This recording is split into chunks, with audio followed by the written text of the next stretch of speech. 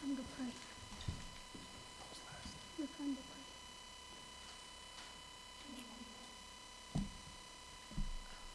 What time is it? Okay, at this time, I'm going to call a meeting to order of the Pawnee Business Council, September 19th, 2023. It's 5:46, and I'm going to ask Councilwoman Butler if she would do the invocation, please.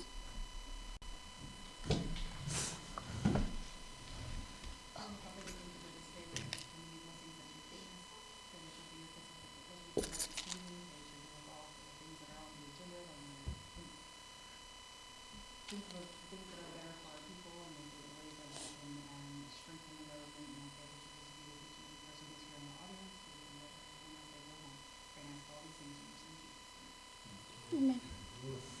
Thank you, Councilwoman Butler. At this time, we'll call for roll call. Misty Nuttall. Here. Jordan Canuho. Here. George Gardapi here. Carol Chapman. Here. Cynthia Butler. Titaku. Donna Hare. She is excused. Gene Evans. Titaku. Sammy Kimball. Here. Okay, moving on to item number 3, approval of agenda. Is there any additions, deletions? We do have a couple of changes. Under executives or new business number 2, we're going to change the wording from ICDBG grant application to ICDBG 2023 project. And then under executive session, we're going to change canoe presentation to canoe presentation and MOU discussion and or action. And then we will be adding under executive session, item number 3, government shutdown contingency. Excuse me, we're waiting on our packets, so we can update our agendas and such. Just give us 1 second, please. Yes. Dr. Ryan,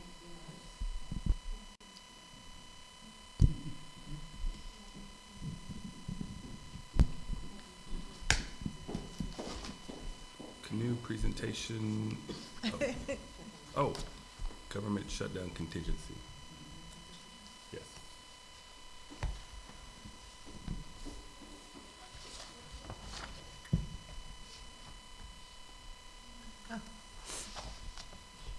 Never mind, I got mine. I'm good. You can, where is mine? I thought There. I brought this one in. Sorry. Doctor didn't have one. Oh, okay. I do now. Well, I think We're good. Now. We're good. We're just confused.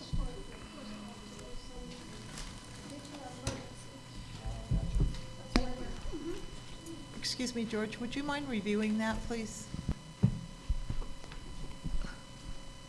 So the changes we have is we're going to change the wording on number 2 under new business to discussion and or action on ICDBG 2023 project. And then under executive session, we're going to call it canoe presentation and MOU discussion and or action. And then under executive session, number 3, we're going to add government shutdown contingency. And those are the changes.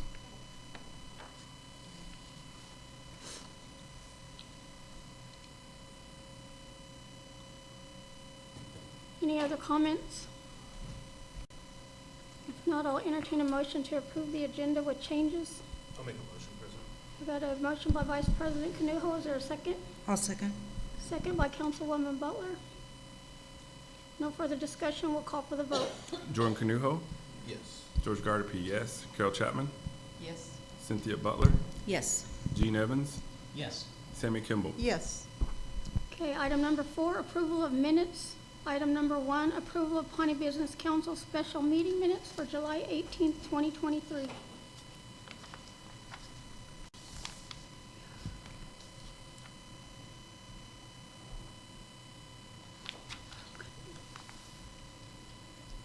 Is there any comments, corrections, additions?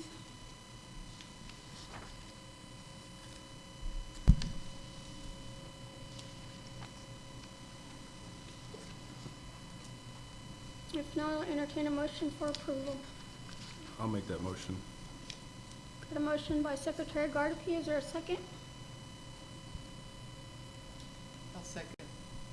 Second by Treasurer Chapman. No further discussion. We'll call for the vote. Jordan Caduho, I'll abstain. George Gardapi, yes. Carol Chapman, Yes. Cynthia Butler, Yes. Gene Evans, Yes. Sammy Kimball. Yes. Okay, item number 2, approval of Pawnee Business Council quarterly meeting minutes for August 5th, 2023.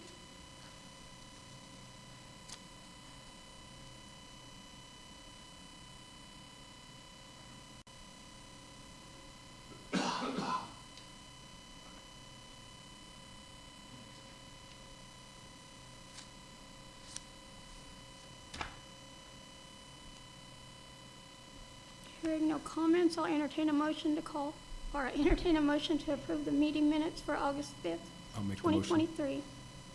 Got a motion by Secretary Gardapi. Is there a second? I'll second. Second by Councilwoman Kimball. Hearing no further discussion, we'll call for the vote. Jordan Caduho, I'll abstain. George Gardapi, yes. Carol Chapman, Yes. Cynthia Butler, Yes. Gene Evans, Yes. Sammy Kimball. Yes. Okay, item number 5, we have Pawnee Business Council President Report.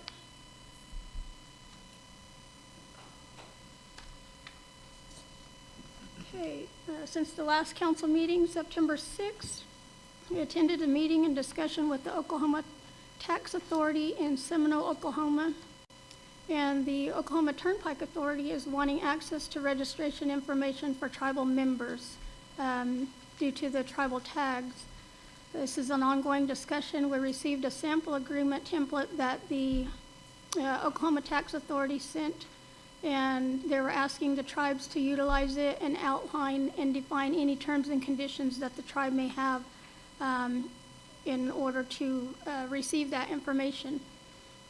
The reason for the OTA request is to send invoices to tribal members with tribal tags who do not already have a Pike Pass for their new plate pay system that was implemented in May of 2023. And as mentioned, this is an ongoing discussion. There hasn't been any further movement by the tribes. There was a lot of tribes in attendance and representatives from the tax departments who oversee the vehicle registration. So that's like I mentioned, still something that's ongoing. At this time, tribal members can go to the OTA website and search their tag and pay the invoice if they choose so. September the 11th, the Pawnee Business Council hosted the Pawnee Nation Employees Staff Breakfast. I would like to thank those who attended and who contributed. I also would like to recognize the cooks, Leah and Sam Vanoy, and recognize Councilwoman Hare also for her assisting with the meal preparation. I would like to thank, those that were in attendance and provided, prayers on behalf of the Pawnee Nation employees who do, their best daily to try to keep the services ongoing for our tribal members, in addition to, what was mentioned there that, they also have, family obligations, family burdens that they must deal with in their life, just the same as, all of us. And so we try to be reverent to that and respect, their needs. And so we, kind of open the door to them to have communication and dialogue with us. And, it was stated that, we would try to do what was in, the employees' best interest to try to fulfill, some of the needs that we can within our organization, and that we are here to support them and work together as a team. Also on the 11th, I attended the second negotiations meeting with the Office of Self-Governance, the Southern Plains program representatives that we're currently in negotiations with to compact, and the BIA superintendent and his staff. This meeting was a continuation of our initial meeting and to receive updates regarding the draft compact language and citations and associated PSFA funding, program service funds and activities, functions and activities, and Tribal Shares the Nation will be compacting. And then through this, we are developing an annual funding agreement, and that's how we'll receive our funds from the DOI, BIA in order to carry out these federal functions. This meeting was also held on September 15th, which was another continuation. So we met on Monday and met on Friday, again, to receive clarification on some items and clarification and verification of some funding amounts.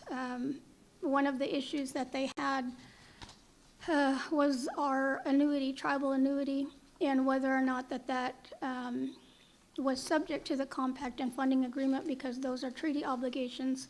So it was recommended by their solicitor. They went to the solicitor for an opinion, and it was recommended that it not be included because it's not tied to any PSFAs.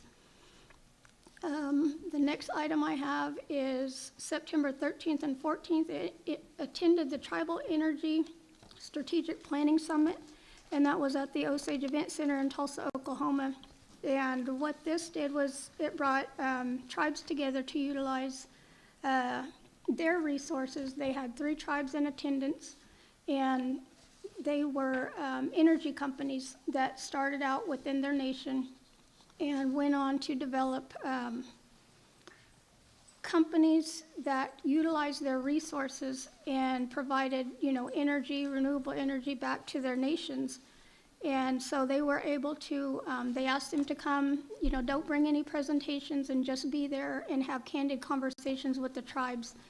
So we were able to ask, what were some obstacles and barriers that they had, or that was presented to them in developing their strategic plan when they were trying to get their programs or get their businesses off the ground. So we were really able to engage in a lot of activities that, made us think about what we wanted to do with our energy resources. And that even goes back to, identifying them, looking at our infrastructure project, how can that tie in, what types of energy, what type of energy projects do we want to go after? And then how does that fit back into our infrastructure, and seeing what actually we would like to do versus what we actually can do at the moment. So they also brought about some funding resources that we were able to look into, grant opportunities, and then provided their contact information should we wish to continue to engage with them. And they were very willing. It was something that, like I said, we've needed at the nation, and in regards to being, stewards of our own land and our own resources, this is something that's really needed at the nation. So I was happy that, us and Vice President Kanuho, DNRS, some staff from DNRS attended. Monty and Chris and Kelly, our Utilities Commission Chair, also was able to be in attendance. So it really tied about all of these components and how, they can be utilized in order to develop this plan. So that's something that will be coming down the pike as well. September 15th, again back to Friday, attended a virtual meeting, introductory meeting with Canoe CEO and his team, who will be making their presentation tonight to the Business Council, and to potentially partner with the nation on some economic development projects. September 19th, we have been working on a service order and master agreement with NRTC Managed Services for the Reconnect 3 broadband project we received at the nation. I attended a meeting this morning also to discuss 2 outstanding issues that we had with the master agreement and the service order, and namely it was a jurisdiction for disputes and whether or not a Communication Assistance for Law Enforcement Act was applicable to the nation. Since our law enforcement does not currently perform electronic surveillance investigations, information was requested from law enforcement and the Grants and Contracts Officer to weigh in on the measures. Ultimately, we found out it is the responsibility of the telecommunications carrier, and the fee that's being proposed would only be applicable if NRTC were to get involved on behalf of the nation. So until we, actually cross that bridge, then we've, let them know that we would like to withhold on that portion of the agreement until, we come to it at that time when we can actually amend the NRTC agreement. So On the jurisdiction issues, the language was provided by the nation's Attorney General to address our concerns and will be approved, will be sent out and reviewed prior to approval. The next meeting was attended the ICDBG virtual meeting to discuss the community results from the 2 community meetings held on August 23rd to determine a direction for planning the 2023 ICDBG proposal. The presentation was presented to PBC this morning, and this presentation is also on the agenda tonight under new business. So that's my report. Do you have any questions? Anybody? I didn't see what time you came in. Time is it? Want to note? Yeah. For the record, we'll show that Donna, our councilwoman here, has joined the meeting at 5:55. Okay, the next item we have is item number 6, Pawnee Business Council Committee reports. Do we have any reports? Yes, Councilwoman Butler. On September 7th, I sound really loud, sorry, had to back up. On September 6th, I attended the Chamber of Commerce meeting and just wanted to report that we did have several applicants for the manager position, but we went ahead and put it out for re-advertisement for another 2 weeks. I think it closes this week, I'm not for sure, but they're still trying to hire a manager for the Chamber of Commerce, so if you know anybody who lives in this area, please get the word out. We're advertising for that position. They're also working on end of the year spending, and they're looking at doing a scholarship program. So I think that that's really awesome that they're trying to do that. And, a lot of that is part of, what we've been talking about for the last couple of months and doing other things in the community for our students whenever they graduate high school. We also had a Princess Committee meeting, and at this meeting we did the selection for the scholarships, and we have had two applicants who applied for the scholarships. They were both awarded $500 each. We'll get an official press release out, but congratulations to Ariana Writing In and Emma Echohawk, and I'm gonna say this name wrong, Reher. It's Reher. I can't pronounce it. But anyways, congratulations to both of these young ladies. They're doing some really good stuff, and they're both going to school, going to college. I don't have the information in front of me, but like I said, we'll put out an official press release and get that information out so everybody will get to see a little bit about them, and we'll highlight them. So.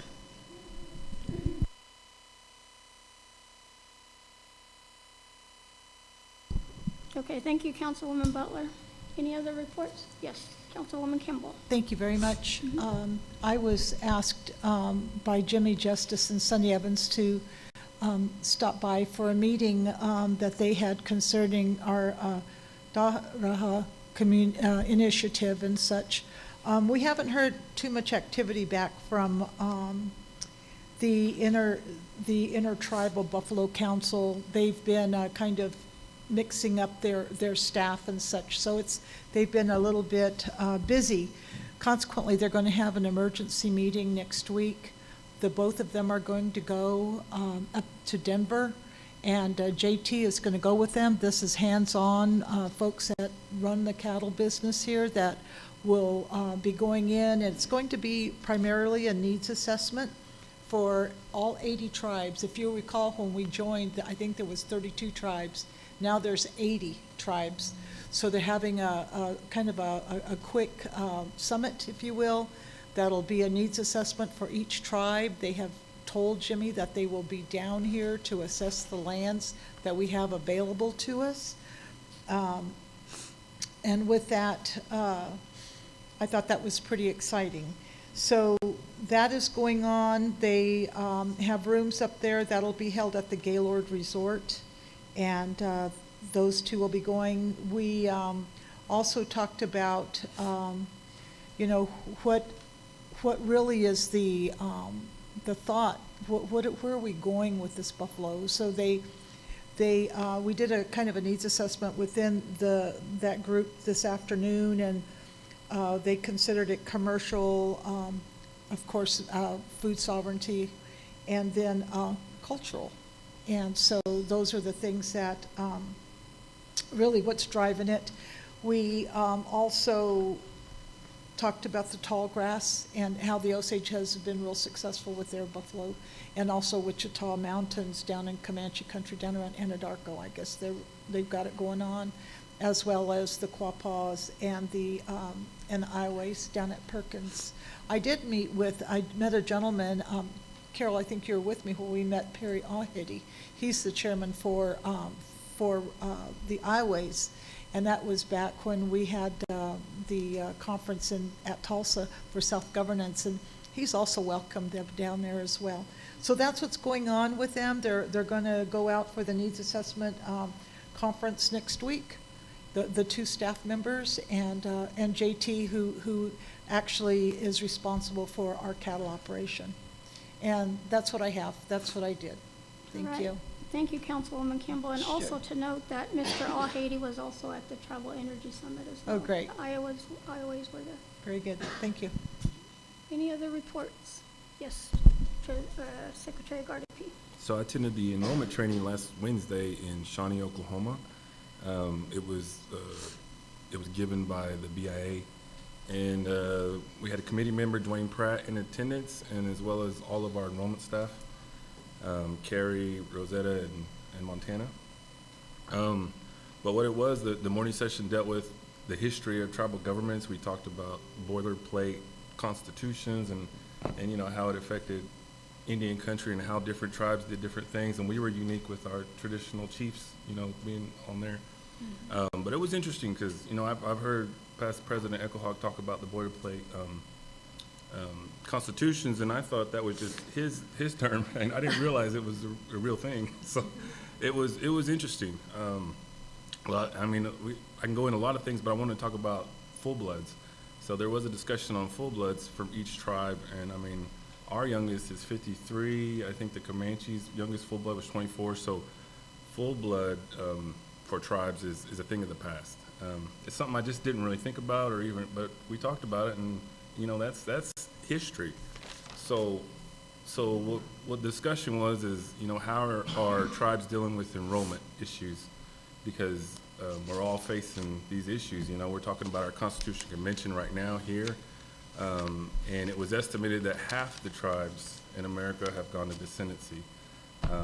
And I know that's what we've been talking about with our band meetings and with our Constitutional Convention. But one thing that did come up that I was able to specifically ask about is it was suggested that one of the suggestions or even an option that we could have in the future is can we just make everybody full blood? I know that we've talked about it. Just make everybody that's on the roll right now full blood and then do it again in another 100 years. Well, that was one of the things I had asked about, and the instructor said I wouldn't do that because, number one, you're lying. You're lying about your blood quantum, and we're going off of these. Like our tribe goes off the 1937 base roll, so we're depending on the accuracy, which we know, historically not these base rolls aren't 100% accurate, but that's why we had, our committee members who had historical knowledge that could correct those things. Well, tribes are losing that too. Our committee members have gotten too old or passed away. That's not an option for the future. So, but I wanted to bring that out, that we shouldn't make that a possibility or even an option, because at the end, the BIA would have to approve those, any movement we made, or, a vote of our people that we made.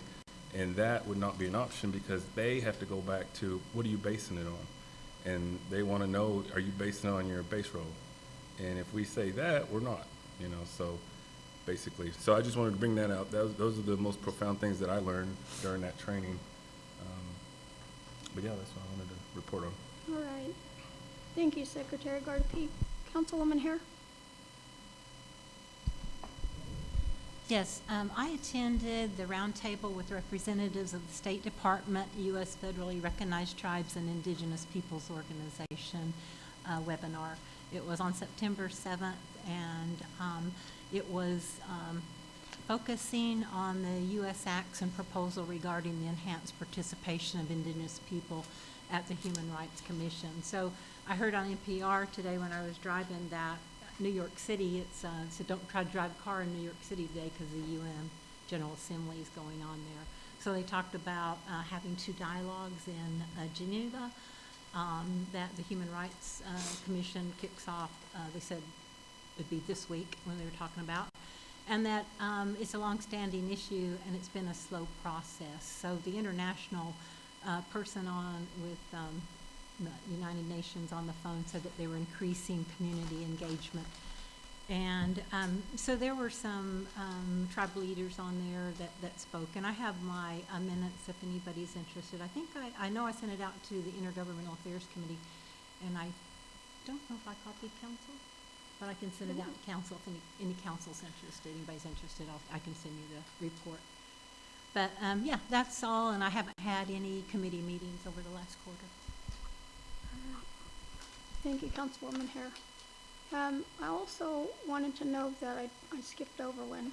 September 12th, we attended a virtual meeting with Ashley Fry, which is a representative of the State Department, and the Department of Interior's International Technical Assistance Program representatives, Sarah Finelli and Olivia Sierra. And this was regarding the funding awarded to the Pawnee Nation towards the repatriation of white fox. It's a continuing, ongoing initiative, and we continue to have weekly meetings to update everybody that's been involved to let them know, what's going on with that issue. And also, we discussed logistics associated with the nation's plan of action and next steps with regards to traveling actually to Sweden to view the objects and, potentially be able to repatriate them. We're still awaiting a virtual meeting to be scheduled with the museum in Gothenburg to view their inventory of the identified Pawnee items that they have and to schedule a tentative date for travel. And right now, we're looking for travel not to occur until the spring of 2024. So just wanted to provide that update as well. The next item that we have is item number 7, Pawnee Business Council travel requests and reports. Does anybody have a travel request? Did you want to say anything on the Energy Summit? Or? Yeah, I was just Okay. gonna give my, Vice President Canuho. thank you, Madam President.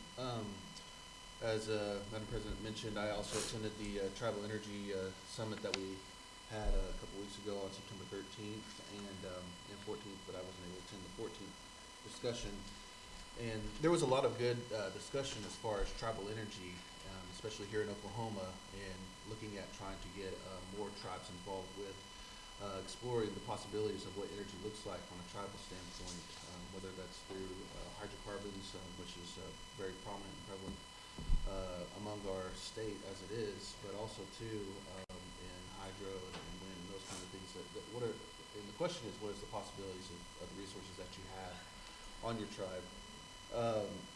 Chief Standing Bear gave a keynote at the beginning and delivered a very compelling address to those that were in attendance based off of their history and the resources that they have. He went through their process and kind of their constitutional structure as it pertains to the energy resources that they have and pertaining to their head rights. We also had a Q&A session there among 3, if you will, energy leaders among our tribal nations, and one of them was Mike Davis, the other was Travis Taylor, and the other one was Dave Williams. And let's see, Mike Davis represents Blackhawk Energy, and then David Williams is the CEO who represents Missouri River Resources. And then lastly, we have Travis Taylor, who represents the Red Willow Production Company, who's the Director of Operations over that. And they had some really good insight into what it looks like for a tribe to operate and own their own energy resources. Theirs was oil and gas is what they were in.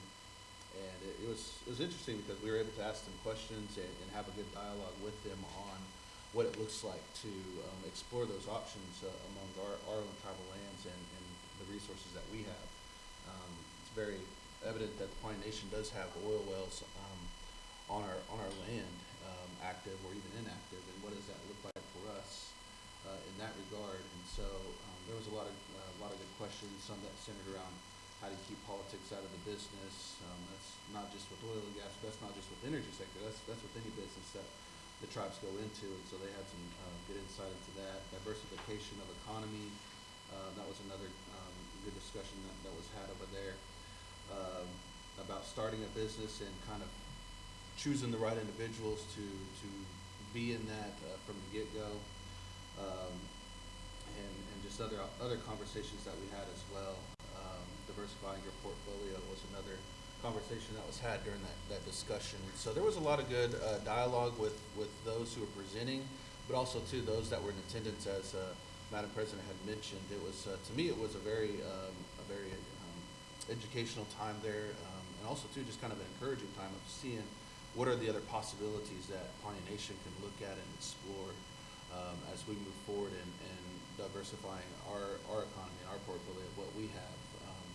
One of those areas is what we'll discuss tonight in executive session as we look towards clean energy, which is a portion of the energy sector as well. So I enjoyed it. It was a good discussion, and I know those who represented Pawnee Nation as well enjoyed that time. And I will say that we were well represented at the summit as well. We had, I think, about 9 of us, I think, that was there. So we were well represented, and I know that they had a good takeaway from that as well. So that's my report.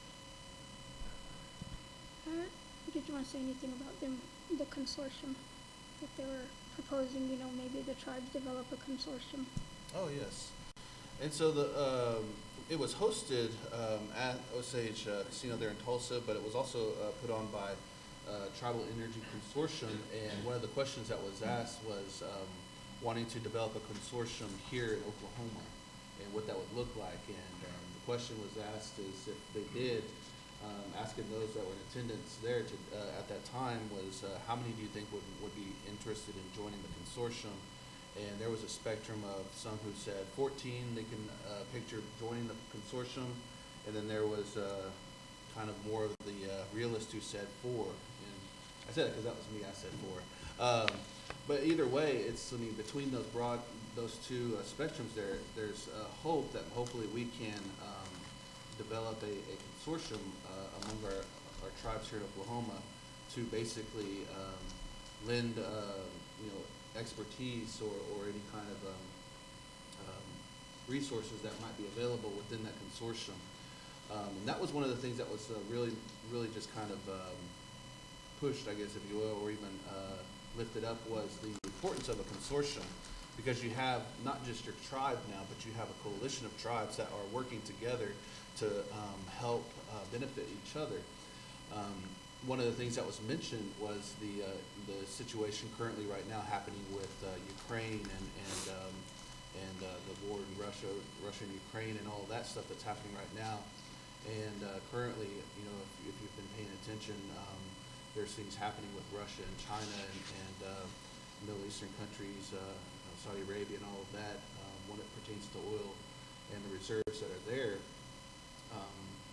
Some are considering what could we do here in the United States, and a lot of those resources are going to be looked at here in the United States if things continue to shape up the way that it does. And those resources, a lot of them are found on our tribal lands, and so it's very important that we, not just in this instance, but future instances, poise ourselves in such a way where we can, one, be a service to our nation, but also two, poise ourselves in such a way where we are actually resources that will be able to benefit the country, but also to our tribal citizens by having that access to those certain resources. And so a consortium is something that they're starting to look at and explore. I think that's going to be the next discussion that's going to be had among those that were there and others that have participated in other discussions as well. They had 4, I think that was their 4th meeting. I think that's what they said. One, their initial one in person, which I was able to attend on that one, and then 2 virtual, and then this last one, which was held again at the Osage Casino. So I'm excited, and hopefully there's more to come in that as well. Yes. Thank you. Vice President Canujo. Any other reports or travel requests?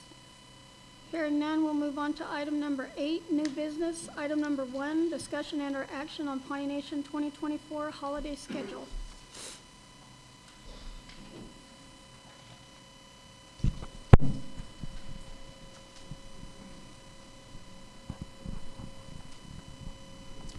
Noah, President Noah, Noah. my relatives here on the council decided, Bleeding Fox. Before you have the proposed, as you see, it says draft for next year's in 2024 holiday schedule, and compiling that went back and looked at some of the previous schedules. One of the new ones that we're adding came through a discussion at our meeting on the policies and procedures with our division directors, and that was the first one listed there, and that is the Pawnee New Year.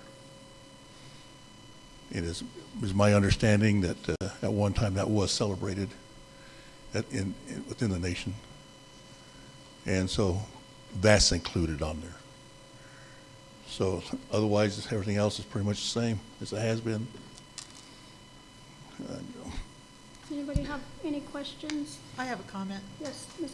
Councilwoman Kimball. So we've gone from 15 days to 19 days. I'd say it changed. That's almost an entire month of holidays. It's almost 20 days. I mean, 20 days is a month. It's very excessive to me. I think we need to lean it. I don't, does anybody know what's the run rate for a day of employment here? What do we burn in salaries for one day? Do we know that? You know what your run rate is? It's expensive. It's a lot. So I'd like to pencil it a little bit. I mean, that's just me, folks. It's a lot. I think it's excessive, and I think it's unreasonable. You've got 4 days just for Pawnee Powwow. Pawnee Homecoming. Well, Pawnee Homecoming, call it what you will. That's the correct name. Okay, but you took off July the 3rd for Code Talker, July the 4th, that's the holiday. Friday is set up camp day. You should have already had your camp up by Wednesday. Monday is break camp day. It's just a lot, guys, and I'm a no. I'd like you to take a look at it and do some penciling. This is a business. Vice President Canuho. I would also concur with Councilwoman Kimball's comment there. I do think it is excessive. I look at it on the other side of it, which is the services to our people. Yeah. When we're closed those many days, it prohibits our citizens from being able to get the services that they need, whether it's from the tax office or if it's from the food distribution program or wherever it might be. And so I think that's kind of limiting services. So I mean, 20 days is kind of excessive. 19 days technically is excessive as well. So I would also be in favor to re-examine those days and trim it down. Any other comments? President, Yes, Treasurer Chapman. I also concur with my two council people. I think it is excessive also, and some of them really, employee's birthday, I don't know of any place that does that. Right. So I agree that it should be trimmed down also. Councilwoman Butler. I agree, but I also look at homecoming week and I look at the new direction that we're taking with homecoming. And I see, maybe Monday, maybe not give that day off, but all of our staff are working homecoming. They all work this past homecoming. So if we're going in that direction where our staff's going to be on these grounds for the whole entire weekend, maybe that's something to consider. I just wanted to throw that out there. And also that remember that whenever we do make changes to this document, that we make sure that we coincide it with the policy, because it does say in the policy what our holidays are. Right. So I just wanted to throw it out there. Yeah. But, just kind of think about it, because, and I agree with you guys, it is excessive. But, since we are going in that other direction where our staff is going to be, maybe it would be beneficial to, still have people in the offices, but those who are working the whole weekend, to kind of help that, because they're probably going to, accrue comp time during homecoming anyways. So, you know, it's something to think about.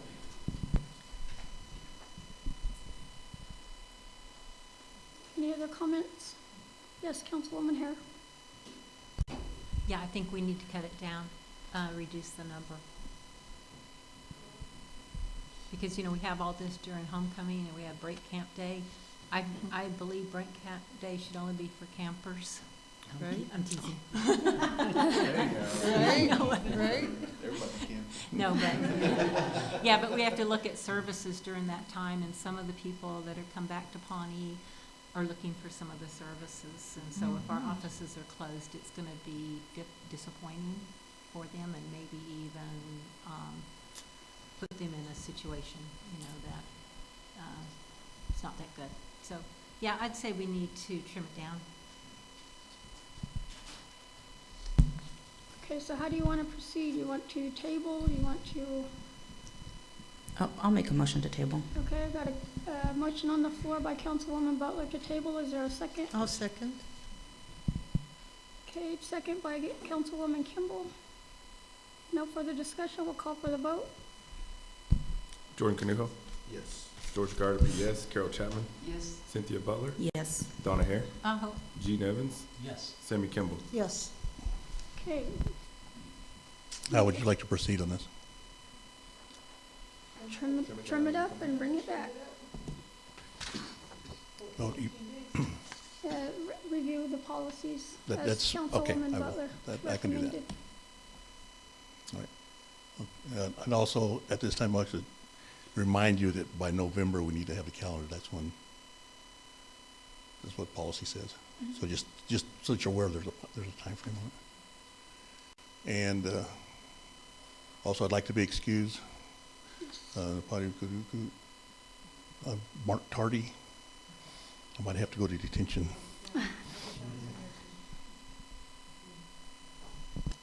Okay. The next item we have is under new business, number 2, discussion and/or action on ICDBG 2023 project.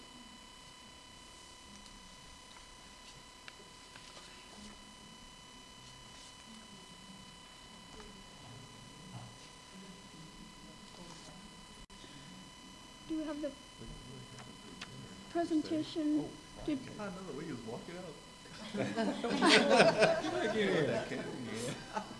Dang it.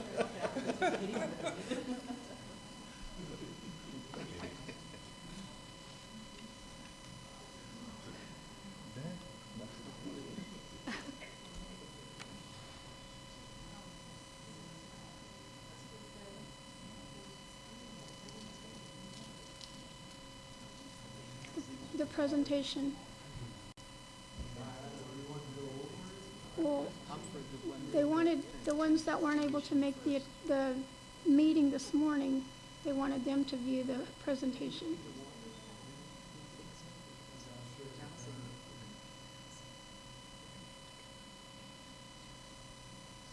We're gonna pull it up so Dr. Evans can view it.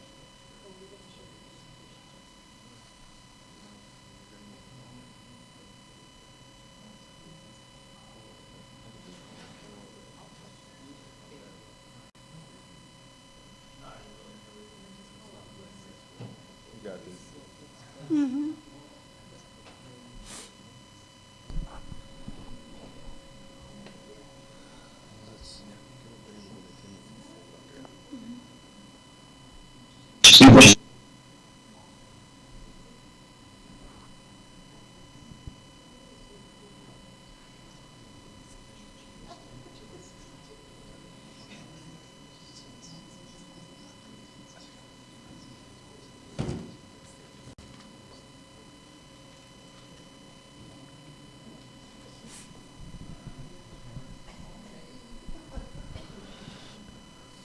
All right, can y'all hear me? All right. So I know we had a meeting earlier this morning. I know Reva went over in depth and talked about, you know, kind of her process of what she did working with the community, gathering that data and kind of presenting that to council. I know she sent the email out also following that meeting to council. So should be in y'all's email for just kind of a paper copy. But this is what she sent out, and I'll just kind of go over it in a nutshell. But, you know, what we have here is kind of what ICDBG is all about, which is the Indian Community Development Block Grant. It provides, you know, opportunity in developing things around Indian country on our campus. And three of the things that it targets is, you know, looking at the low moderate income people that we have, but it targets housing, community facilities, and looks at addressing economic development opportunities through our community. This building is a prime example of that. We use ICDBG previous years to develop this resource center, so that kind of falls under the community facilities subtitle. Just to kind of give an example, the greenhouses that you see behind Rome Chief is kind of the economic development aspect, and we really are new to the housing, so we haven't done anything to previous years, but it could look at some options to explore that in the near future. But that's kind of what this grant targets. So, and then some previous examples that you've seen is, you know, there's some talks and some things that we've seen in our community with the HVAC assistance. I know several years ago, especially during COVID, that was one of the good things that we wanted to do, was kind of update the HVAC ventilation systems to help address the COVID spread, as well as, you know, getting those homes needed new HVAC systems. One of the things that you've seen also in the past is that brand new fire truck. You know, sometimes it's in the parade during homecoming, and it addresses a lot of things in the community. We've got another one, which is also the ARPA one, so we'll have a new fire truck coming that's going to kind of piggyback off the one that we have now. This one's going to be a ladder truck. So now a lot of our buildings you see are one story. Now having that truck, it'll be the first one in our county. It's going to benefit not only just the nation, but tribal folks throughout the community on cheaper insurances, and address, you know, multi-story fires. Just going to help out a lot. But now we can also, as a tribe, will look at not just building outwards, but upwards now. So that's kind of a unique thing to do. One of the most completed project is the DNRS fire safety building. So if y'all haven't got a chance to go look at it, it's remarkable when you go inside. It got a large meeting area so they can start doing CPR, fire safety training, and a lot of things on the environmental side. They got new office spaces, and they've extended their bays and starting providing more fire safety services with the previous example of the new fire truck. But, you know, start looking at the ambulance Tory system and maybe looking at ways that we can integrate that here at the nation. So this is just the one that's most completed. So like Madam President mentioned, we hosted a meeting, a community meeting back in August 23rd. You know, so this is kind of like their agenda in a nutshell, what they talked about, who all participated, and kind of talked about needs and hearing from the community folks of what they would like to see here as we grow on the nation side and as a community side. But it allows them to kind of, you know, voice their concerns or the wish lists and things like that. So this was a way that we were able to talk about everything. So that's just the agenda. So this is kind of going in depth of like what we were able to collect through that community meeting. A lot of folks were able to talk about their needs, look at the visions, and get kind of a whole perspective of, you know, the needs of the tribal members, and looking at ways that this grant could benefit them on many different levels. And we just wanted to give them an opportunity and have that sense of empowerment that, you know, they have a voice, and as well respected, and we put that in consideration in a lot of our development, brainstorming ideas, because, you know, those things that we try to do here, you know, impact them firsthand. So we wanted to make sure that, you know, we were able to give them that opportunity to, you know, talk about everything and give us kind of the direction to start prioritizing, because maybe it's not this year, it could, you know, benefit in the future. So a lot of this data is we can use for many years to come, and just kind of strategically working our ways around that and seeing how we can grow as a whole. So what you see here is kind of some of the big topics that were talked about during this meeting. So they were able to conduct a survey, you know, and like I mentioned on the previous ones, you know, some of these have been voiced for several years ago, so they've kind of put those results back in the surveys to see if that's still a desire, is that still a want list, and some of these that have been selected in the past, they get removed, and some of these other ones that have been talked about in the past can move up the list and prioritizing. So we were able to put a lot of the ones that have been talked about in the past on here, and giving everybody kind of that, you know, ranking scale from, you know, 1 to 10.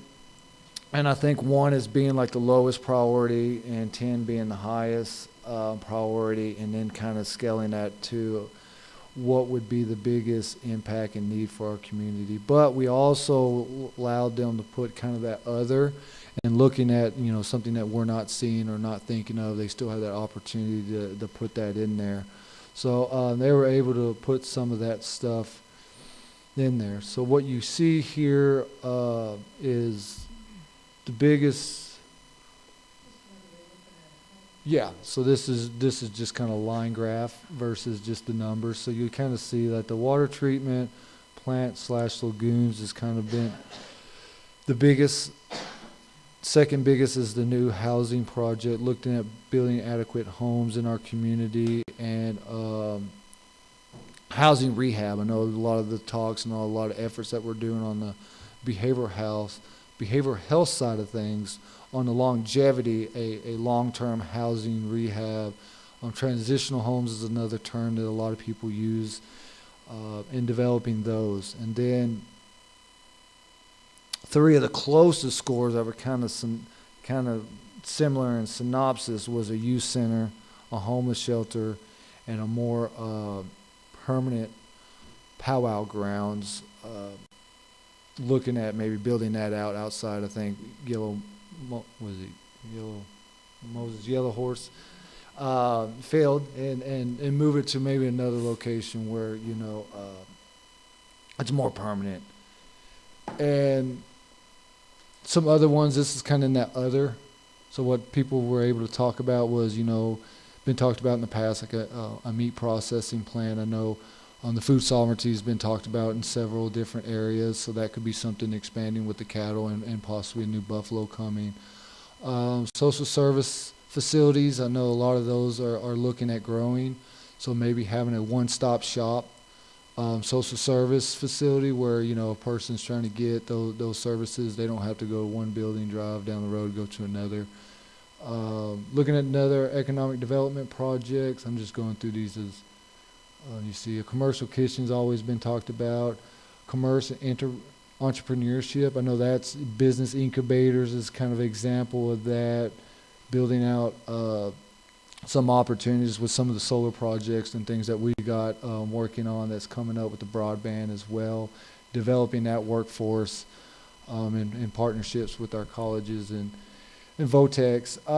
Event center's been talked about. But this is just kind of what we wanted to provide to you, to kind of let you know what we were able to gather through that community meeting, and wanted y'all to kind of take a look at this. I know we talked in depth this morning about it, but I know, you know, Dr. Evans, this was another way for you to kind of get caught up to speed. But what we're looking at is a $2 million grant ceiling, which is, in previous years, if familiar, it was just $1 million. So they've kind of invested a lot in this. I think you're starting to see the benefit in Indie Country, because like I think in 2020 might have been the first time they've actually moved it up to $2 million. So it's kind of good to start seeing that consistency of the $2 million. So, but this is just kind of, most of that money does go to construction. We put majority of that, but there is a lot of administrative stuff of working with certified payroll, working with the CMs and contractors and making sure that they'll hold accountable on their end. But most of that goes to the construction. So what's mainly needed is the resolution, which will, you know, support whatever project that y'all are interested in supporting. So let me know if y'all got any questions.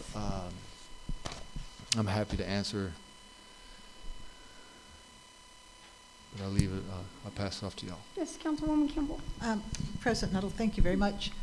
Thank you, Brian, for delivering that again. The only thing that during the meeting today that I asked, and I think, you know, just to be informing the nation's citizens, is that I got two numbers. I don't know if it was 16 people that were at this meeting or 32.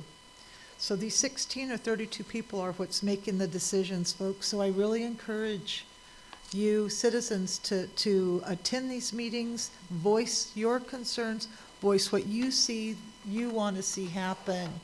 I thought that the ranking was good in consideration of all of that, and we definitely need a water treatment plant. That is something that is spread across the board for everybody. So ethically, that's probably the best, where it pushes out to not only us at this time, but, you know, hopefully a generation or two outside of us. So I think that is really would be my choice. I know that, and I know we're going to hear about housing and how that can benefit, you know, the housing needs within our community as well. Rents are high. A lot of people are living in, you know, in homes that probably aren't to code or what have you. I know a lot of our elders really have this issue as well. So I say that, and although, you know, again, I got my ethics hat on, you know, you can meet the needs of a handful of people with, you know, $1.6 million doesn't buy a whole lot of house today. Or you can, you know, start the thought of doing the water treatment where it's across the board. So that's where I'm at. I just wanted to bring that up. I did tell council that I would go with the majority, and I will do that, you know, with no hesitation. I want whatever's good for us. So that I wanted to voice myself so the constituents know where I stand. I think it's always important to do that. Thank you. All right, thank you, Councilwoman Campbell. Does anybody else have any comments? Yes, Secretary Gardapi. So, yes, I agree with you, Sammy. We do need more participation from our tribal members, but we've always been asking for that, even with our Constitutional Convention. I mean, we started off with 60, we dwindled down to 17, I think. I mean, it's always a problem getting more participation. So I agree. I wish we had like 3,600 people that filled out surveys. But, you know, we got to go with what we have right now. And these are good numbers. I think they are indicative of what our people are thinking of. I do agree we do need a water treatment plant. I mean, that is for sure. But the problem for me is, like, we have this behavioral health facility going up, and it's gonna require, you know, a lot of resources on that water sewer drainage. So I've already heard that, you know, we could be at capacity once that building goes up. So I think it would be more conducive to go after this housing project. You know, the Pawnee Nation Housing Authority is under contract to purchase 14 acres just south of town, where we hope to develop it into 25 homes. And that's the goal, that's the hope. We are still trying to get with resources, utility divisions. We still have to get with the city about what they could offer for the development. But when we're talking about things, we're talking about leverage too. On this ICDBG, you gotta have 25%. That $205,000 purchase price can go towards that leverage. And I know we did talk to a utility provider who said they would be willing to eat the costs to bring utilities to the project, which they estimated would be up to $250,000 because they know they can recoup the cost after we're up and running. But this is, we're going to look at several different funding opportunities, and we have been. We looked at weatherization that could possibly go towards this development, but, in the end, hasn't quite worked out yet. But, I mean, we are just plugging away, and I get what you're saying. I mean, but we are a housing authority. We are a separate entity, but we are under the umbrella of the tribe. So I still feel like we are the tribe. I mean, we still have tribal interests for this project, for anything, because, I mean, the main thing and the concern is that there are so many dilapidated homes in our community, and the homes that are available for rent are high. They cost a lot. I mean, I'm looking at $800 to $900 for terrible homes. I mean, with that aren't energy efficient, that have slumlords. I mean, that's just a reality for our community. So yeah, we need to bring these homes into our community, and that's through housing. That's through a collaboration with the tribe. I feel we're not trying to act any way. Housing is not trying to act any way against what the tribe wishes. So whoever takes the lead or however we collaborate, it's fine. I mean, because we all have the same goal, that we need homes to be available, affordable homes. Because we're looking at this and we're going to try to bring renewable energy into it if we can. We're going to try to make everything as efficient as possible. And we still don't know what that looks like. So we're hoping that the funds provided in ICDBG could give us the master plan, could give us the infrastructure we need.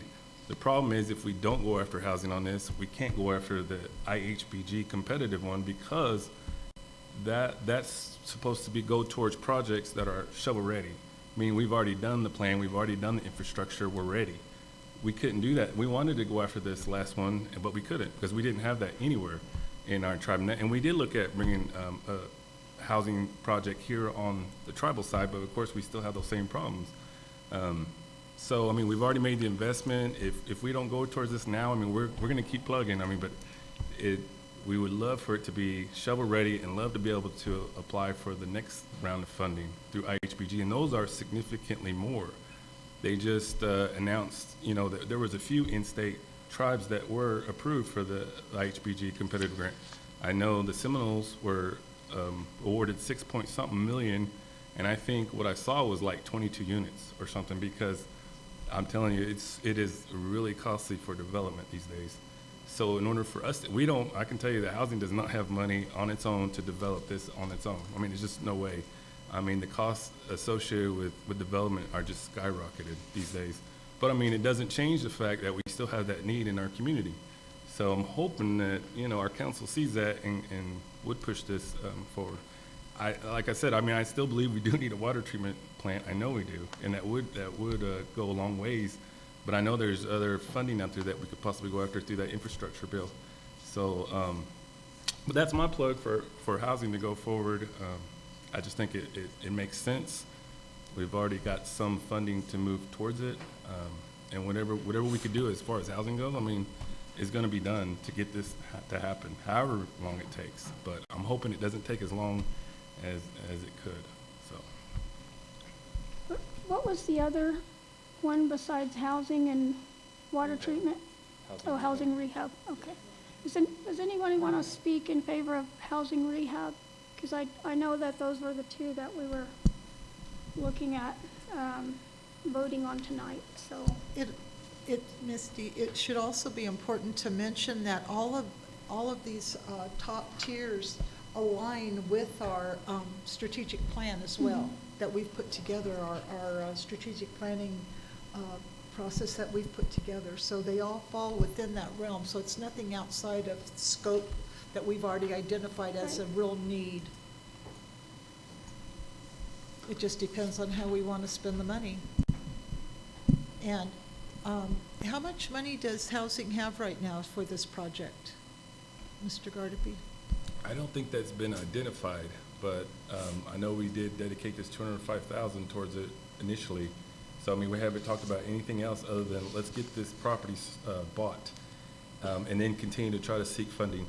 But I can tell you that as part of this contract is that the current owners are removing any debris out there. There's a house there that has to come down. There's some vehicles out there, and the seller has already started moving all the junk off the property. So that's going to help when it comes down to environmental review. I mean, it's going to be major. So it's all gonna be gone before we even take possession. So it's outside of town. It's just south. It's County Line Road, I Uh-huh. think. It's Yeah. just right to that next property to the left. Oh, okay. So I mean, we wanted to get it close to the city to have options. I know where you mean. My kids lived on. Yeah, on so, and it Road. goes all the way back, and I mean, it's gonna be, Okay, I see it, it's gonna be beautiful. Whatever, however it takes to get there, it's gonna it'd be be nice, huh? useful. And it's not like, I mean, we wanna make this, maybe a pilot program internally. You know, how did we come together to get this going? And then maybe look at, improving it, cause it's not gonna be where we stop, I don't think. We're gonna need more homes in this community. Whether we have a tiny home, community, whether we have, you know, higher tier, moderate to higher income levels. I mean, we're looking at everything, because it's a need that we're gonna have for our community, especially when we're talking about behavioral health and IHS. I mean, there are some professionals there that they all commute. Nobody lives here. So we would like to change that Yeah. and bring them here and keep them, make them Well, permanent. I know that the Ponkas developed senior living, and it's right in the community. It's a round circular one, and I think they're 1 and 2 bedroom homes, all, you know, access, you know, for those that have disabilities about them. And things like that are doable. We've talked about developing know. like a fourplex, I would love to have our elders in homes like that. and we actually have land right now that we think we could develop that into. And we've had that discussion with our board, with our staff, so. And now it's to find the money for a water treatment plant if this housing initiative goes through. We're gonna have to get real busy.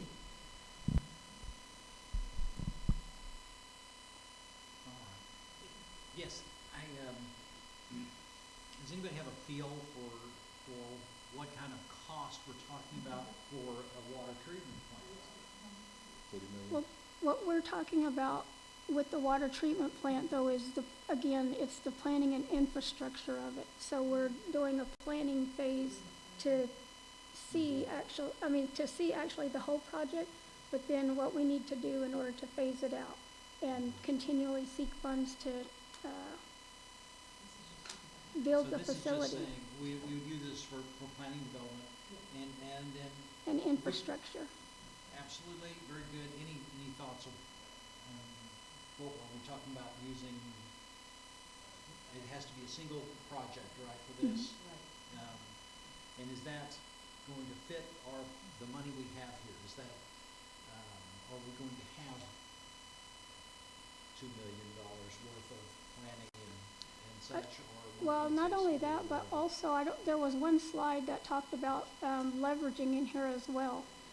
Usually with ICDBG funds, there's not a tribal match that's required.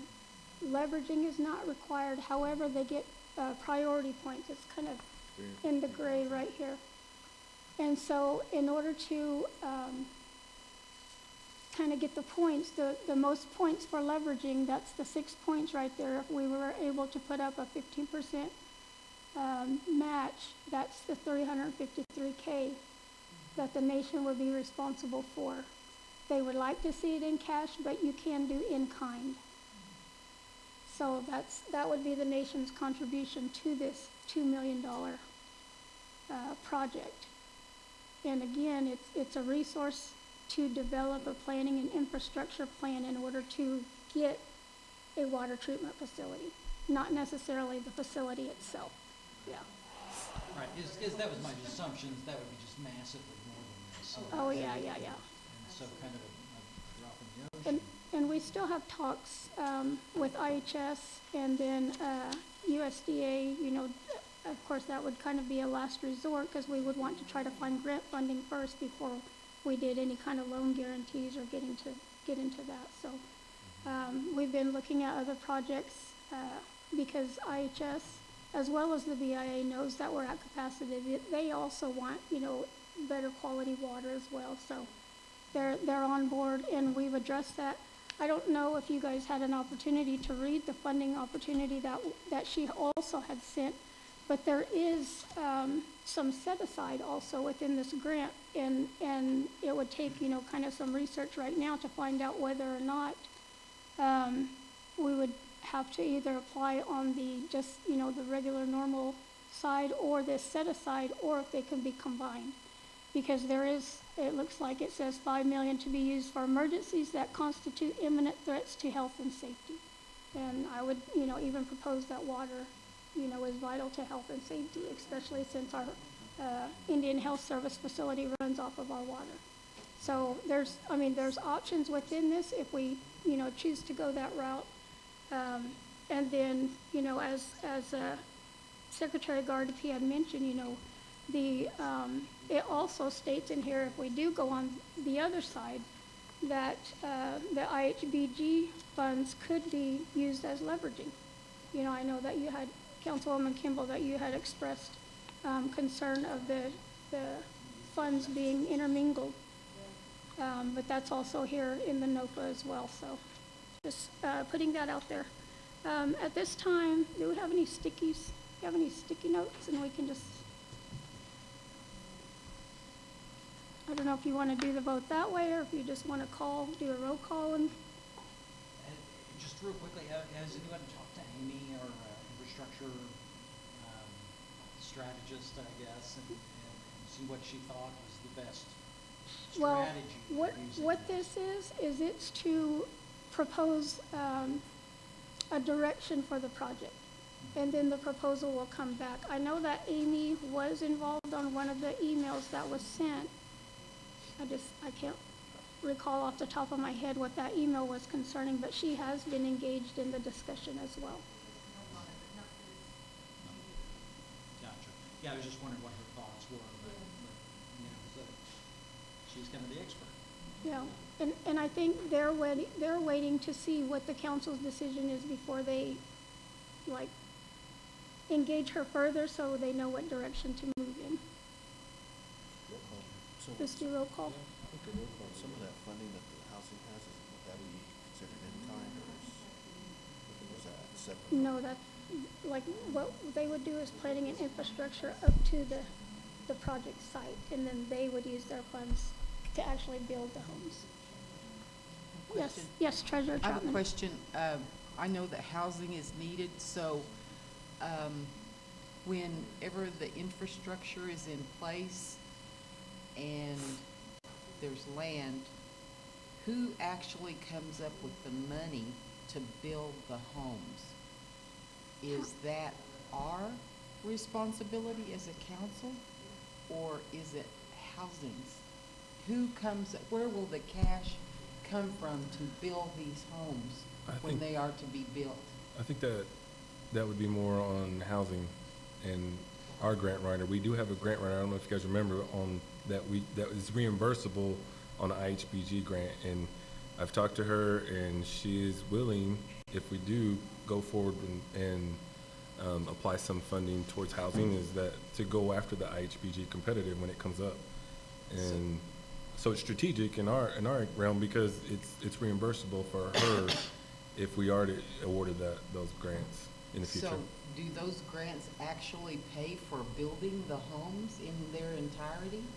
IHBG does, yeah, competitive. That's why the ceiling is so high. So I mean, those grants that have gone out there or that have been awarded are like $2 to $6 million for each entity. And looking at it, I mean, I was thinking, oh wow, they're gonna build like 30, 40 homes. No, it's like 15 to 25 homes. I mean, this is just reality. I mean, I'm not sure what all goes along with their projects, but I'm just saying that, and it could be, one project could be like a duplex or an apartment building. I don't know, but I just know that the funding, it's significant to develop. And yes, housing would still continue to keep moving forward towards it. IHBG is focused on housing. CDBG is community development. That's why it's always a community project on our end, or a community facility.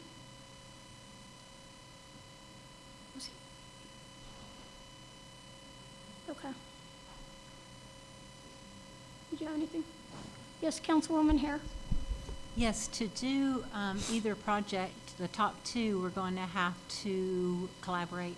Yeah, we don't have funds. It'd really be, I appreciate Dr. Evans' question because it would be good to know where we are with, if there's been any forward movement progress with Indian Health Service and helping finance our water treatment.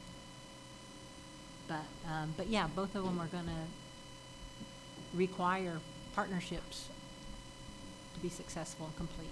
President Nuttall, one thing also just came to mind after listening to everybody speak, and that is that the behavioral health, once it's up and standing, it's a real huge concern, the water. It's huge. And I'm not trying to minimize everything else, but we are here, folks, to run the government, right? That's our biggest job. For the good of all, okay? For the majority. Also, industry, if we try to get any kind of industry in here, water is also required for that too. So any kind of business venture. Yes. Okay, well, you have the papers in front of you. Sounds like the majority is the two options of the wastewater facility and the housing project. So if you want to pass them this way.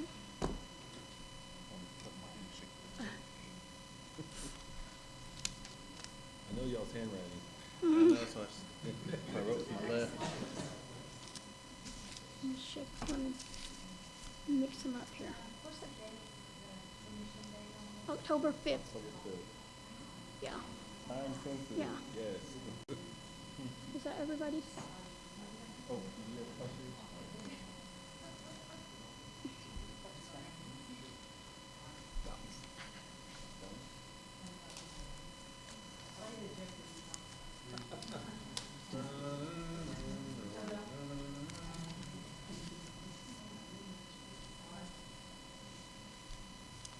It's not that hard, though. Just kidding.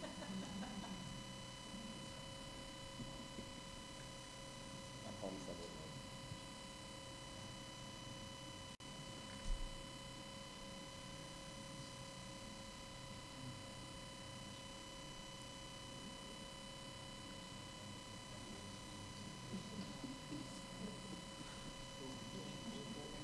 Just gonna stick it in here somewhere. Alrighty. Oh, you want to tally? Yeah, I can do that. Okay. We should have 7, no, 1, 2, 3, 4, 5, yeah, 7 votes here. Housing infrastructure, 1 vote. Housing, 2 votes. New housing project, 3. Water treatment, 1. Water treatment, 2. Water treatment facility, 3. And wastewater, 4. So the wastewater treatment facility will be the focus of the 2023 ICDBG proposal development. Okay, the next item we have, and thank you, Brian, for presenting on behalf of the Planning Division. Okay, we're moving to item number 9, open forum. I have 3 speakers that have signed up. We ask that you keep your discussion to 5 minutes, please. The first one that we have signed up is Miss Ann Collins. You need a microphone?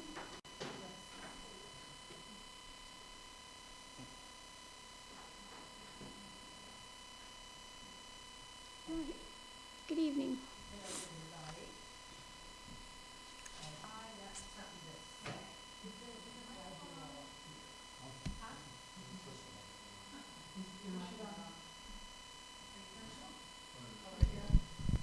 Can you hear me now?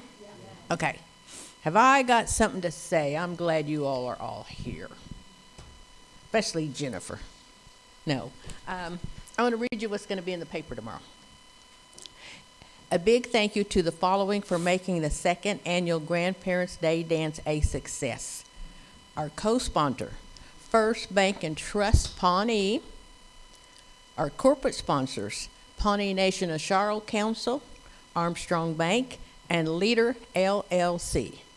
Our local sponsors were the Buffalo Rome, Morrison General Store, Sonic, and Dr. Gene Evans. Tribal members who gave time, money, food, and gifts: Keller, Misty, Judy Ann, Sue, Wynema, Pam, Sunny, Gwen, Jean K., Cordelia, Morgan, and Lori. The PBC members who sold raffle tickets, our special guests, the Pawnee Full-Bloods. With all of this support and assistance, the dance was a great accomplishment for everyone. I thank everybody. The travelers. Thank you very much. And that's all I have to say.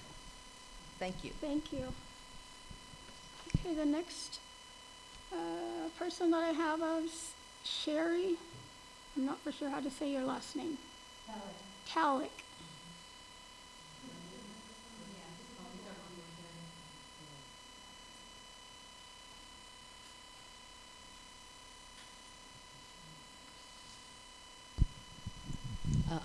I'm Sherry Talik, and I visit Pawnee quite often. I have taken up the desire to help take care of this earth lodge that was built, and I'm looking at down the future how things can be a lot better about it. One of the things I would like to ask the Business Council, and I've already addressed one of the members already, I would like to ask, is it possible that we could possibly get a water spigot closer to the earth lodge? It's important because the earth lodge has to have sod on it, and if it needs repair, it's new sod that needs to go on, and when you work with sod, it needs a lot of water. So, we're talking about water for the tribe, but we also need to talk about water for our projects also. So I just wanted to express that idea. Hopefully down the road, we might be able to get a facility that might need water there, like if we decide to have people who want to come to Pawnee to visit the Earth Lodge, they need facilities. You really don't want them to have to go looking in the government offices for their bathrooms. You don't want them to go up to the little local gas station because you don't know what condition those facilities might be if they need a nature call or something. So I'm looking at the possibility that we might someday be able to have some facilities, permanent facility, there by the Earth Lodge so that we can accommodate people who want to come and take part in learning about our culture and about what this Earth Lodge is. So that's my idea of what I wanted to bring today. Also, I would like to be more involved on the community meetings you all talked about. Want more tribal members to get involved in it. I didn't know about it, but I'd like to share some ideas, an idea. When I was growing up, my dad had talked about possibly building a facility for our elderly people who, in other words, a version of a nursing home, but have it in an indigenous created way so that our people could be housed and taken care of medically, physically, and spiritually in not a sterile medical environment.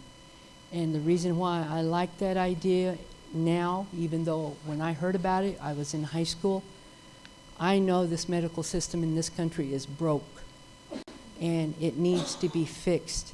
And if we can't fix the country's system, maybe we can do something better in a tribal level for our people. So that's something I think needs to be probably put in on the category of others. And I would like to get with somebody who might want to discuss that idea of how we can design a facility that may be, because our baby boomer generation is retiring right and left. And so look at how many people will be, where they will be 10 years from now. I'm 71 years old. So, and my dad always said that our people, when they get old, they want to come home. And it's true. I'm looking at maybe moving back to Pawnee within a year or two. So I'd like to say that's what I wanted to share with you today. Thank you. Thank you, Sherry. And yes, we will, definitely, we can get that on the other category with the ICDBG projects. And then also noted that you would like to be involved in any planning efforts for that project. And the next person we have is Miss Deb Eckelhawk.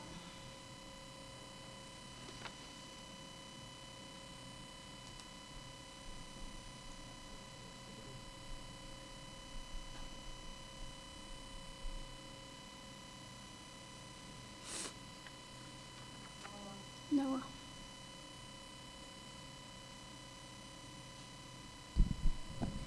Okay.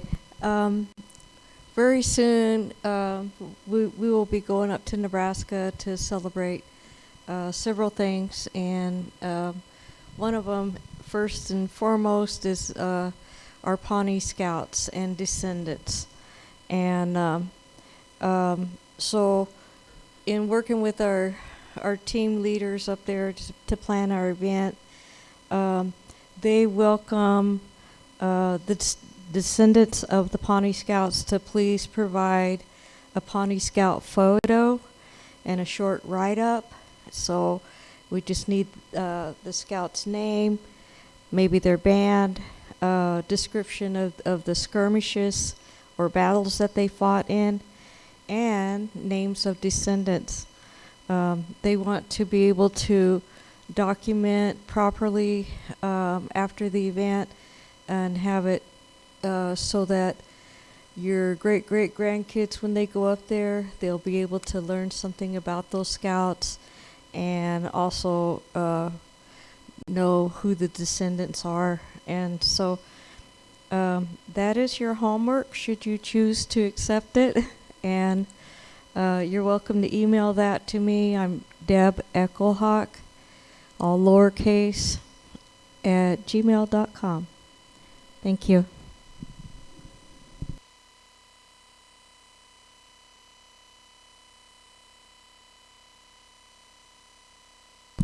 Okay, and Deb, just one thing to note also, that event is also on the quarterly council meeting day. So we're seeing what we can do to try to get that addressed. October 7th is the next quarterly council meeting. Okay, if no other items for open forum, we'll move to item number 10, executive session. I need a motion to go into executive session. I'll make a motion. Got it. Oh. Good evening, Ms. Blackwell. We recognize you now.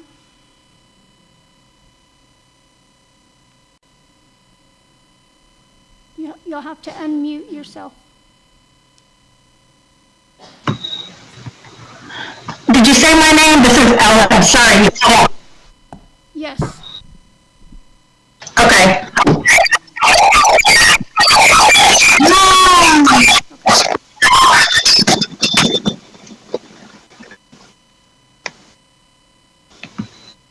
Can you hear me now? Yes. Oh.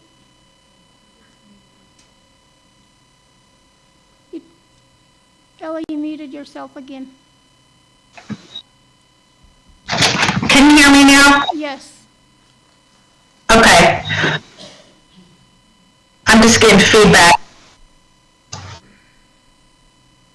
Okay. Are you hearing me clearly?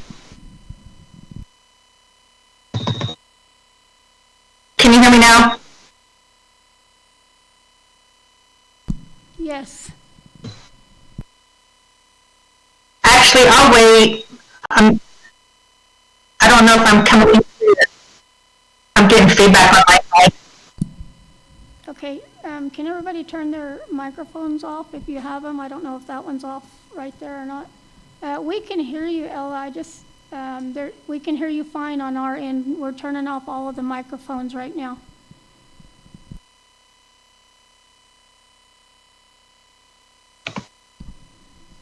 Okay. Is that better? Yeah. I just wanted to say that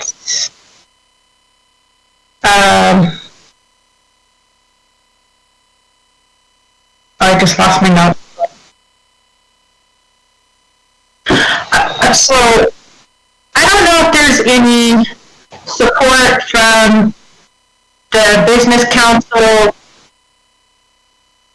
with in regard to the bullying that's going on in the Pawnee school systems. I know we have some individuals on the school board, but I think there needs to be a little more support to our students in that regard. And then also, I just wanted to say thank you to Adrian and the tour program for the powwow that they put on this past weekend. There was a lot of youth dancing and singing, and a lot of individuals from out of town. And I know I had a lot of family members there, older and younger, and it was good to see them having a good time out on our campground. I was able to attend the Tribal Opioid Summit in Washington a couple of weeks ago. But there was a lot of good information shared on data, prevention, care and support, law and justice. Those were the four modules, but four groups that we could go to. And they had over 1,000 attendees. And just a lot of good information was shared from not only tribal leaders, the tour programs, but also from the community members that are experiencing the loss in their communities. And there was just a lot of good information. That last day they went over the planning of, what are they going to do with all this information? What's things that they want to do for as far as policy planning? And I know you probably the tribal leaders probably got emails from Nicholas Lewis, who co-hosted it with the Tulalip tribe. And, it was just a really good turnout, and I was glad I was able to go through my work out here in UMass Boston and NACOP. And, especially with the behavioral health, again, always stressing that.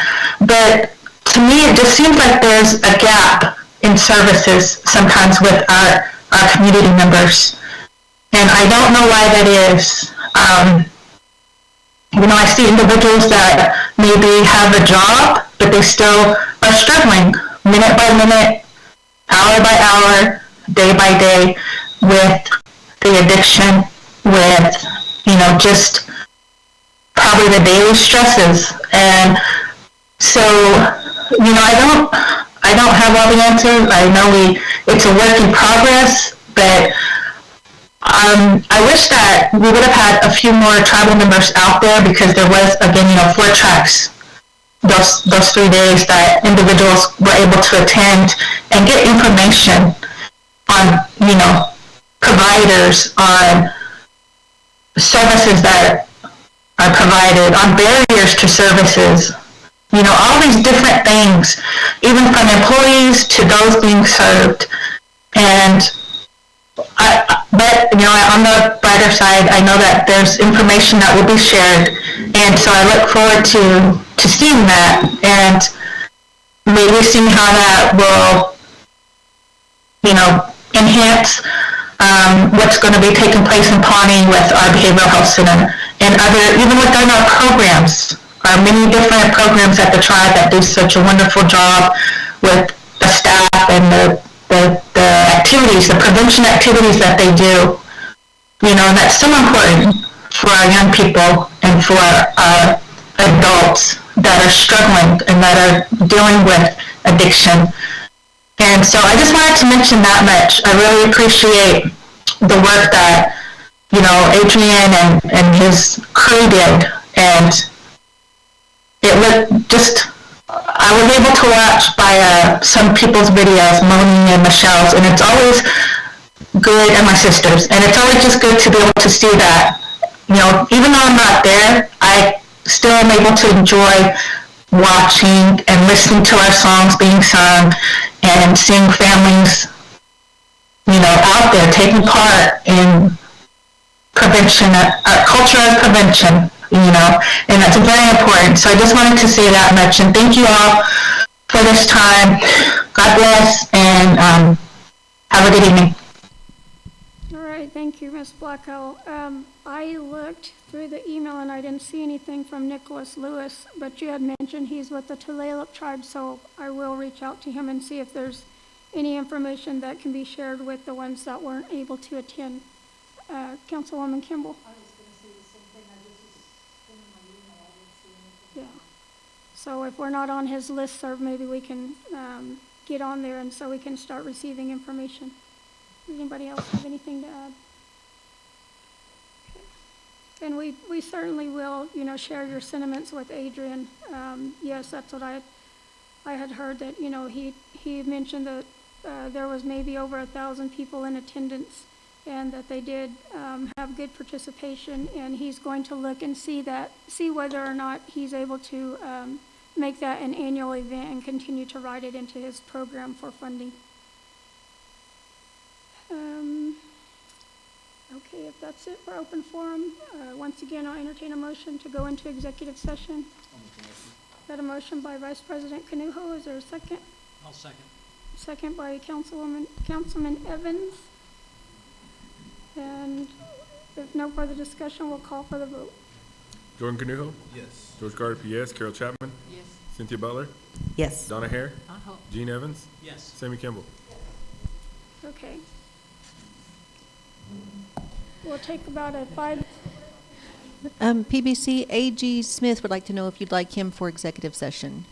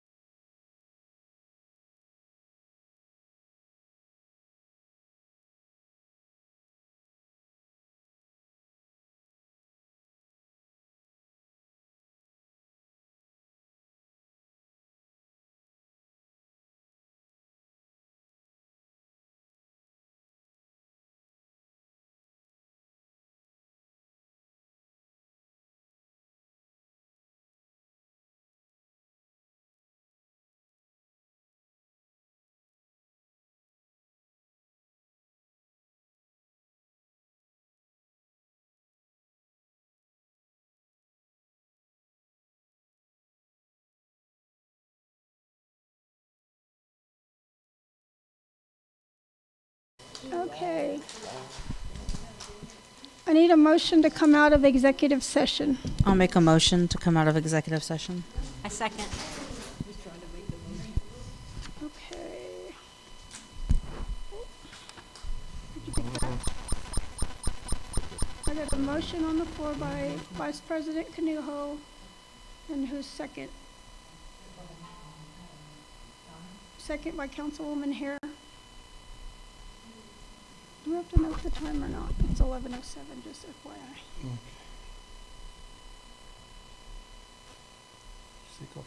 Okay. Yeah, go ahead, call for the vote. Jordan Canuho. Yes. George Gardner, P.S. Carol Chapman. Yes. Cynthia Butler. Donna Hare. Gene Evans. Yes. Sammy Kimball. Yes. Okay, with regards to executive session, the first item we have is canoe presentation and MOU discussion and/or action. Is there a motion to approve the MOU? I'll make that motion. Got a motion by Secretary Gardapi. Is there a second? Second by Councilwoman Butler. Any discussion? No discussion, we'll call for the vote. Jordan Canuho. Yes. George Gardner, P.S. Carol Chapman. Yes. Cynthia Butler. Donna Hare. Gene Evans. Yes. Sammy Kimball. Okay, discussion, next item number 2, discussion and/or action on declaration of respect violation. And we have concluded our investigation in reviewing the declaration of respect. The process for recourse is to select a mediator, and so that will be completed. And so we're in compliance with this declaration of respect.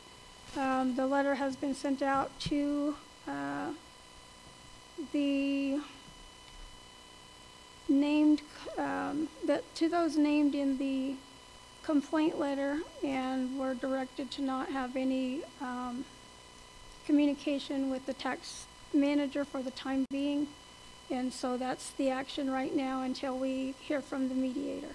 And just for the record, this is the declaration of respect, number 117-114, process for recourse. Item number 3, we didn't have to have any action on that. That was just informational to discuss a contingency plan should the government shutdown occur. So we'll move on to item number 11, set the next meeting date. We have October the 3rd, 2023 at 5:30 p.m.